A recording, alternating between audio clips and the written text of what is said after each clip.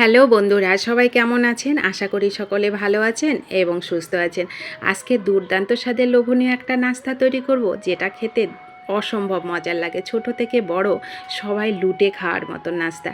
তো এটা তৈরি করব আমি এক ফালি নারকেল আর এক বাটি ময়দা দিয়ে। তো এক ফালি নারকেল নিয়ে আমি ওটাকে কুড়িয়ে নিলাম। একটা বাটি নিয়ে ওর মধ্যে হাফ বাটি চিনি দিলাম, দিয়ে এটাকে ভালো করে মেখে নেব। মেখে কিছুক্ষণ মানে আধা ঘন্টার থেকে 1 ঘন্টা রেখে দেবো, চিনিটা যতক্ষণ না মেল্ট হচ্ছে। তো এইভাবে মেল্ট হওয়ার জন্য আমি একটু ঢেকে সাইডে রেখে দিচ্ছি। তারপরে এখানে 1 বাটি ময়দা নিলাম। 1 বাটি ময়দার সাথে আমি নেব মানে পরিমাণ মতো লবণ আর হাফ চামচ বেকিং পাউডার। বেকিং পাউডারটা অবশ্যই দেবেন, বেকিং সোডাটা কিন্তু না দিলেই চলবে। তো বেকিং পাউডারটা দিয়ে আমি 2 চামচ সাদা তেল দিলাম। এইবার ভালো করে ময়ামটা দিয়ে নেব। এই ময়ামটা বন্ধুরা অবশ্যই ভালো করে দেবেন, তাহলে কিন্তু খুব সুন্দর খাস্তা হবে। দেখুন, একটু খেয়াল করলেই বুঝতে পারবেন আমি ময়ামটা কত সুন্দরভাবে দিয়েছি। তো এইবার যে আমি চিনি আর নারকেলটা রেখেছিলাম ঢেকে, সেটা দেখুন কত সুন্দর একদম চিনিটা মেল্ট হয়ে গেছে আর রসটাও কিন্তু বেরিয়ে গেছে। এইবার আমি ভালো করে এই ময়দার সাথে নারকেল আর চিনির মিশ্রণটা দিয়ে দিচ্ছি। এখানে আমার 1 বাটি ময়দাতে হয়নি, আমার আরও কিছু ময়দা লেগেছে। তো বন্ধুরা, এখানে কিন্তু কোনো রকম জল দেওয়া যাবে না। জল দিলে নাস্তাটা আপনারা আর সংরক্ষণ করে খেতে পারবেন না। জল ছাড়া যদি এই নাস্তাটা তৈরি করেন, কিছু দিন সংরক্ষণ করে ফ্রিজ ছাড়াই এটাকে আপনারা রেখে খেতে পারবেন। তো দেখুন, ভালো করে এটাকে আমি মেখে নিচ্ছি। এটা মাখাতে একটু অসুবিধা হয়, কিন্তু কোনো রকম সমস্যা নেই, একটু ধৈর্য নিয়ে মাখালেই হয়ে যায়। তো মাখানোটা হয়ে গেল। এবার আমি 2 হাতে একটু তেল মেখে নিলাম। তেল মেখে নিলে এটা আর কিন্তু হাতে লেগে যায় না, ভালো করে মণ্ডটা কিন্তু তৈরি করা যায়। তো দেখুন কত সুন্দর মণ্ডটা আমার তৈরি করা হয়ে গেল।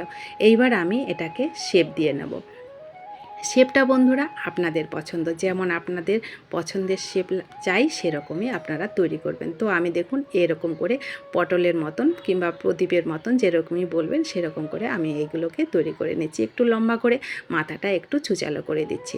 তো সমস্ত নাস্তাগুলো আমি একইভাবে তৈরি করে নিলাম। খুবই ইজি তৈরি করা যায় আর খেতে দুর্দান্ত স্বাদের হয় বন্ধুরা। অবশ্যই হাতের কাছে যদি নারকেল থাকে, এই নাস্তাটা একদিন তৈরি করে খেয়ে দেখবেন, আর ভালো লাগলে অনেক অনেক শেয়ার করবেন।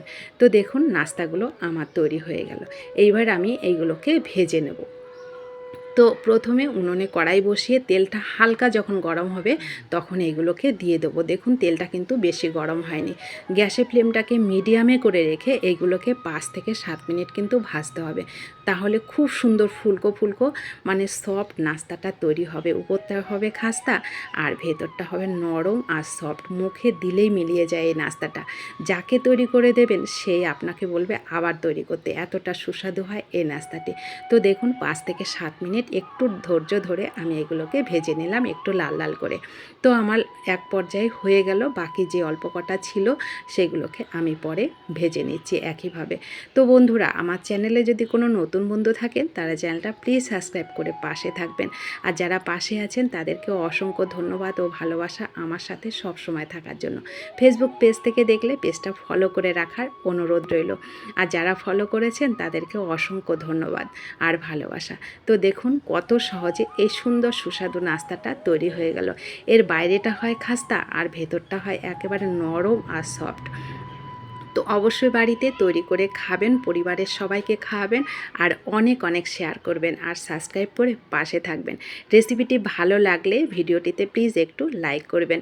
পরবর্তী রেসিপি তৈরি করতে একটি লাইক অনেকটা উৎসাহিত করে। তো দেখুন, দেখা হচ্ছে আপনাদের সঙ্গে পরবর্তী রেসিপিতে। এই সুন্দর রেসিপিটা শেষ পর্যন্ত দেখার জন্য আপনাদের সবাইকে অসংখ্য ধন্যবাদ আর